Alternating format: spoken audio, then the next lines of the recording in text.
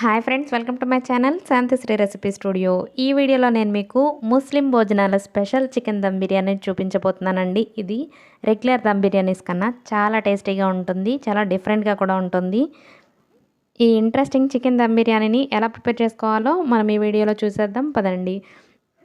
ముందుగా మనం ఒక మిక్సింగ్ బౌల్ని తీసుకొని అందులో అరకిలో వరకు చికెన్ని తీసుకుందాం.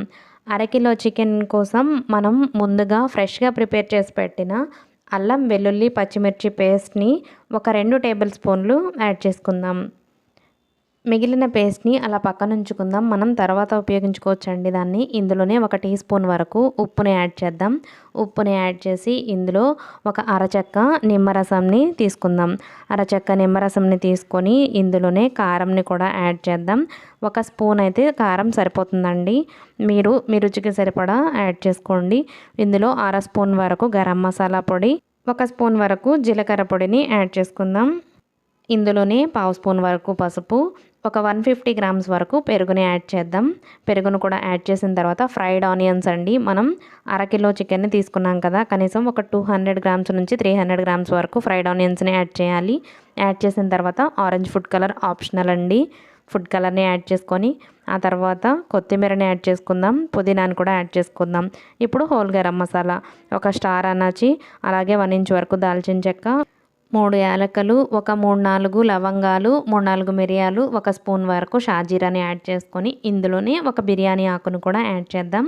యాడ్ చేసి ఇప్పుడు ఇవన్నీ చికెన్కి పట్టేలాగా బాగా మిక్స్ చేద్దాం. ఒక 5 మినిట్స్ పాటు మిక్స్ చేసామంటే మనం యాడ్ చేసిన స్పైసెస్, మసాలా పౌడర్స్, ఇంకా పుదీనా, కొత్తిమీర ఇవన్నీ ఫ్లేవర్స్ చికెన్కి బాగా పడతాయండి.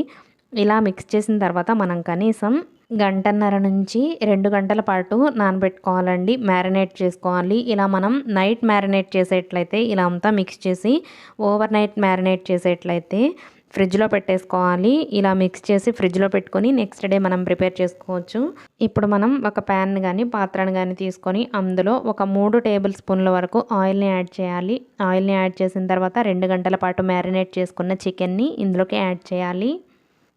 మనం కొద్దిగా పెద్ద పాత్రనే తీసుకోవాలండి, ఇందులోనే మనం రైస్ని కూడా పైన లేయర్ లాగా వేసి కుక్ చేస్తాం కాబట్టి మనం కొంచెం పెద్ద పాత్రనే తీసుకోవాలి.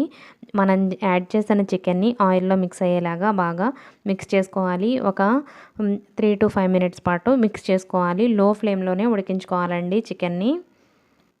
చికెన్ బాగా మిక్స్ చేసి మూత పెట్టేద్దాం. మూత పెట్టేసి ఇప్పుడు మనం ఒక గిన్నెలో 1.5 లీటర్ నుంచి 2 లీటర్స్ వరకు వాటర్ని తీసుకొని ఇందులో కూడా ఒక స్టార్ అనాచి, అలాగే జాజికాయ అని ఉంటుందండి, దాంట్లో చిన్న ముక్క తీసుకొని అది యాడ్ చేశాను. ఆ తర్వాత జాపత్రి, 3-4 లవంగ మొగ్గలు, ఒక 3-4 మిరియాలు, 1 ఇంచ్ వరకు దాల్చిన చెక్క, 4-5 యాలకులు, 1 స్పూన్ వరకు షాజీరాని యాడ్ చేద్దాం.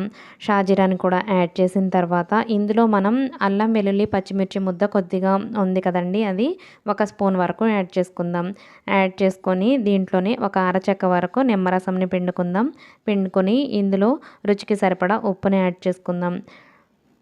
1 టీ స్పూన్ వరకు నెయ్యిని కూడా యాడ్ చేసిన తర్వాత ఇందులో కొద్దిగా పుదీనా, కొద్దిగా కొత్తిమీరని యాడ్ చేసుకోవాలి. నేను కొంచెంగా యాడ్ చేస్తున్నాను. మీకు ఈ ఫ్లేవర్స్ కొంచెం ఎక్కువగా ఇష్టమైతే ఇంకొంచెం ఎక్కువగా అయినా యాడ్ చేసుకోవచ్చు. యాడ్ చేసుకొని మూత పెట్టేసి మంటని హై ఫ్లేమ్లో పెట్టుకోవాలి. ఇప్పుడు ఇలా మరుగుతున్నప్పుడు మనం అరగంట పాటు నానబెట్టుకున్న బాస్మతి రైస్ని ఈ వాటర్లోకి యాడ్ చేయాలి. మనం బాస్మతి రైస్ అంతా యాడ్ చేసుకున్న తర్వాత, బాస్మతి రైస్ కూడా మనం అరకిలో తీసుకున్నామండి, అరకిలో చికెన్కి అరకిలో బాస్మతి రైస్ తీసుకొని ఉడికించుకుంటున్నాం కదా. ఇప్పుడు అది రైస్ ఉడుకుతున్నప్పుడు మనం ఒకసారి చికెన్ని చూద్దాం. ఇలా ఆయిల్ పైకి తేలుతుంది కదండి, ఇలా ఆయిల్ పైకి తేలుతున్నప్పుడు ఇంకా మనం స్టవ్ ఆఫ్ చేసేసుకోవచ్చు.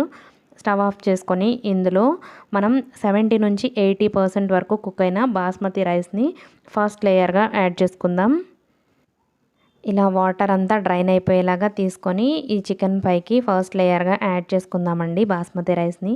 ఇలా 70 నుంచి 80% వరకు కుక్ అయిన బాస్మతి రైస్ని యాడ్ చేసి ఇంకో 2-3 మినిట్స్ తర్వాత మిగిలిన రైస్ని మొత్తాన్ని కూడా యాడ్ చేసేసుకుందాం. రైస్ పైనకి సెకండ్ లేయర్ లాగా యాడ్ చేసుకుందాం. ఇప్పుడు మనం సెకండ్ లేయర్ కూడా వేయడం అయిపోయిన తర్వాత దీనిపైన ఫ్రైడ్ ఆనియన్స్ ఉన్నాయి కదండి, ఫ్రైడ్ ఆనియన్స్ని యాడ్ చేసుకుందాం. ఫ్రైడ్ ఆనియన్స్, అలాగే కొత్తిమీర, పుదీనా, మీరు ఇంకొంచెం స్పైస్ ఎక్కువ కావాలంటే ఇక్కడ గరం మసాలా పొడిని కూడా 1 టీ స్పూన్ వరకు చల్లుకోవచ్చు.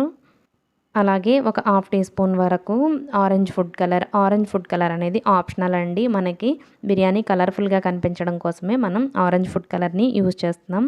అలాగే 1 టీ స్పూన్ వరకు నెయ్యిని కూడా యాడ్ చేసుకోవచ్చు. 1 నుంచి 2 టీ స్పూన్ల వరకు నెయ్యిని కూడా యాడ్ చేయాలి. యాడ్ చేసిన తర్వాత ఫుడ్ కలర్ని కూడా యాడ్ చేద్దాం. ఇప్పుడు మనం దీన్ని దమ్ చేసుకోవటం కోసం మనం టిష్యూ పేపర్తో ఇలా క్లోజ్ చేసైనా దమ్ చేసుకోవచ్చు. లేదంటే అల్యూమినియం ఫాయిల్తో మొత్తం కవర్ చేసేసైనా దమ్ చేసుకోవచ్చు. లేదంటే మూతకి ఈ పాత్రకి మధ్యలో మైదా పిండిని పెట్టి దమ్ చేస్తాం కదా, అలా అయినా దమ్ చేసుకోవచ్చు.